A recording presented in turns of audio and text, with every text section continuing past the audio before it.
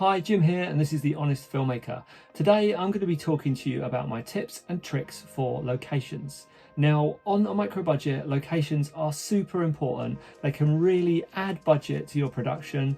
They can make it look like it was worth a hell of a lot more than it was. It can also really become a character in itself in your story.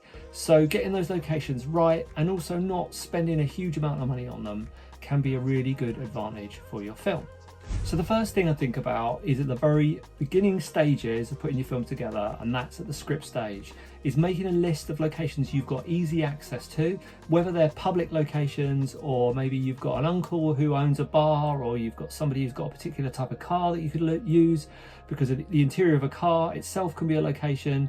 Think about people you know who've got access to things. You might have access to a building. You might think about shooting in your own house, which I'll come to later, but that could be an option. So I'd really think about all those locations that you've got access to and be realistic, because unless your story's set 200 years ago and you have to have a particular period piece location, it's really worth thinking about this stuff at the script stage so that when you come to pre-production, you're ready, you know what locations you're going to use, and you've got a realistic expectation of how you're going to get them. That's not to say you shouldn't aim high with locations, and I've been in a situation in the past where I've maybe written locations that were probably outside of my budget, and then we've somehow managed to wangle them and get them and use them. For example, the film The Witch's Hammer, I'd written in castles, I'd written in Victorian houses, I'd written all this stuff in before I even got to pre-production. Didn't even know where I was going to get this stuff from, but we found it. We found, vaults under Southampton. We found a Tudor house in Southampton that we kind of faked for this Victorian house.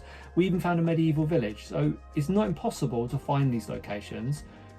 But that production did go on for about 3 years because we had to pause, not only because of budget, but because we were having to find these locations and shoot on weekends. Just a note on shooting in your own house. Now that can be really advantageous, but you do need to bear a few things in mind. Obviously, if you live with anyone else, and I include partners in this, you want to make sure this isn't going to completely disrupt and ruin their lives, because having a film crew in your house is a big inconvenience, and it's not something that you should underestimate. You're going to have people walking in and out of your house. You're going to have to move furniture, move things, put lighting up. It's not going to be accessible. Everyone's going to be using your toilet. Everyone's going to be using your kitchen. So you've got to make sure that the people who you live with are totally on board with filming in your house. The other thing to bear in mind is if you're renting accommodation, or if you're in a new house, a lot of houses have magnolia walls. And unfortunately, magnolia walls, they just reflect everything, and they usually make productions look really cheap. Unless you're particularly clever with your lighting, you're going to have a difficult time making these magnolia walls look like a proper set, because magnolia walls, to me, they make me think about a student film. In the past, when I've been forced to film somewhere that's got magnolia walls, there are a few little tricks of the trade you can use to make that location look a little bit more interesting. I definitely think about the furniture. I'd always shoot on the side of the room with the most furniture to kind of fill that space in. You can also use wallpaper, rolls of wallpaper. You don't have to actually put them up. You can just blue tack them to the walls if that's not going to damage the walls, or even material. You can get quite good cheap material patterns that on film will just look like wallpaper. All you've got to do is cover one wall. It's a bit of a ball ache, but if you're shooting shot reverse, you could essentially take that wallpaper wall down and shoot the other side for your reverse shot. And I'd also think about your lighting, about getting a flag or something that's going to break that light up so that it's not reflecting everywhere in that room, overlighting everything, not giving you any contrast and making it look like a student movie. Once you come to pre-production, you've got to really think carefully about how long you're going to be in these spaces and how much you need these spaces. So realistically, are you going to be shooting out on the streets in public? And if you are, the city you're in might want to be contacted, the council. They might want some sort of permit. They might want you to ensure you've got public liability insurance, which I'd suggest you always have on a production, because it's going to help you get into some other locations, because that's the first thing they're going to ask about, that and your own insurance policy. So especially if it's an older building, if it's a protected building, they're going to want that insurance document, and they're going to want to see it before they let you through the door. When you've finished your script and you've got this list, it's really worth doing some location scouting. So turning up to that location at the time and the day that you're considering shooting, same time and day, and checking for things like noise, access. Are people going to be walking through your set? Do they need to get through the space that you're shooting in? So figure out if that's going to be practical, you shooting in that location. And if there is going to be noise and people walking through, is there any way to structure your shoot so that you can get the sound elements first, early on, early doors, before people get there, and then the rest of it, everything's happening behind camera and you're not so worried about sound. I think the other thing I would say about any location you're trying to get is that you're really treading a very thin line here, because what you're trying to do is be as professional as possible and as polite as possible when you're asking for this location, but you also need the people you're speaking to understand this isn't the BBC, it's not a studio film, this is a small micro budget production, so you don't bring with you lots of cash for hire, and you can't really do much for them financially. So it's just getting that line, being professional, being polite, ensuring them that it's going to be minimal fuss, it's not going to affect them, and it's going to make them feel really good about themselves to let you shoot in that location. Now, in the past, we've done things like, say for example, if we've shot in a bar, you could say to the bar, well, can't pay to use the location, but when it comes to the screening, we'd love to have the after party here. We'll have lots of people with us buying lots of drinks, and also it'll put your bar on the map as far as a location in Southampton, so you can always say this film was shot here, come and see this location. That might not mean anything to the people who own the bar, but it's worth a shot. One of the best ways to get a good location is to find somebody who owns that location, who's interested in film and film production, and really you're going to kind of treat them a little bit like you would an investor.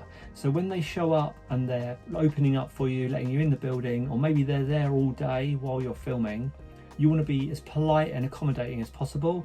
Invite them down to see a take, think about how you're using that space and ensuring nothing gets damaged, but really treat them, give them that VIP experience, introduce them to the actors, especially if you've got a named actor, because you want to keep them sweet. Even if you're only in there for a day, you never know, you might need to go back in there for some reshoots, so it's definitely worth keeping them on side. Schedule can play a really important part in finding your locations. So if you're going to shoot your film on a really quiet period, part of the day or even part of the year, then you know you're probably more likely to get access to that location. If you're trying to film in a bar on a Saturday night, for example, then you know they're going to have their regular customers in and it's not really going to be feasible. So work around that location, try to find places and spaces that have quiet and empty periods when it's more likely you'll be able to get in. Sundays and early mornings are quite good because they're usually times when spaces are quiet, depending on what they are, so you could offer to shoot at those times and dates. You'll also hopefully get less noise from around you, the public, people building, cars, all the usual stuff, if it is early morning or if it's a Sunday. But again, if you're filming at unsociable hours, you've also got to be sure you're not going to be causing lots of noise and annoying the person who's let you use that location because they're getting complaints from people around you. Another thing you could do is, I guess, what we call guerrilla filmmaking. And this would be, you write a scene in your script. So for example, you say, I want to shoot in a newsagent's, and you go with a very small crew and you don't go ahead of time, you don't sort the location out, you just turn up, ask on the day. But if you turn up on the day, you'd be amazed how much you can get. And I've had some really good results with that. We've shot in a few places I never thought we'd get access to. You get that stuff in the can and you get out. But the important part of this process is getting location release forms, especially if it's a bigger business that's potentially got some legal team that might not like you shooting in their location. I'd avoid getting any brands or camera usually for that very reason. But if you can get those locations signed off, you're not going to get any aggro when the film comes out, or if you do, you've got a location release signed by somebody at the location, so at least you've gone through the proper channels to get that location. You can find a location release form online, very easy to get access to, and it's just a document that says on this date, X person representing this company is allowing me to film in this location and use it within my feature film. There's an advantage, and a lot of micro budget features do this, is you could shoot in the woods, for example. Now, I definitely make sure that you're allowed to shoot in that particular woods. Woods can be amazing. The only issue comes when it's cold, when it's dark, when it's wet. That woods suddenly becomes very difficult to shoot in if you're not close to toilets. If no one can sit down, you haven't got any chairs, it can really make that uncomfortable. And what seems like a good idea, hey, we'll all go out to the woods and shoot, can really become miserable. So if you're going to shoot in the woods or anywhere outside on location, you want to make sure you've got those amenities close by. One thing you should always think about with locations, especially like myself, if you're making a horror movie, is things like weaponry, things like guns and knives, is really thinking about, where am I? Am I in a public space? You should contact your local police station if you are filming with guns, with any sort of fake firearms, to make them aware, so that if they get any calls in, oh, I've seen someone with a gun, even though you would think it would be obvious if there's a massive camera and a sound person, people do complain about stuff like that. So you can save yourself some hassle by contacting those people ahead of time, letting them know what you're shooting.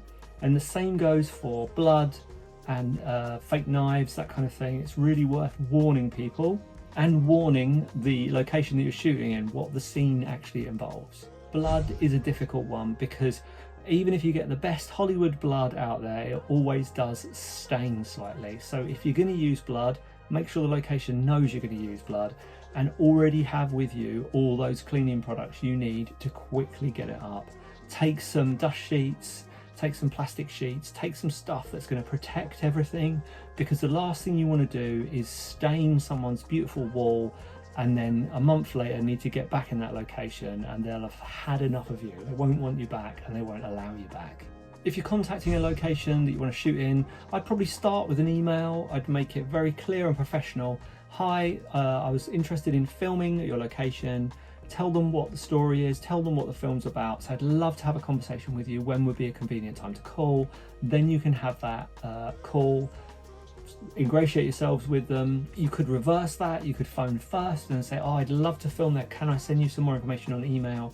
And then follow that up with a call. But what you're trying to do is get that personal connection with the person responsible for letting you use that location, so they feel like they know and can trust you enough to let you shoot there.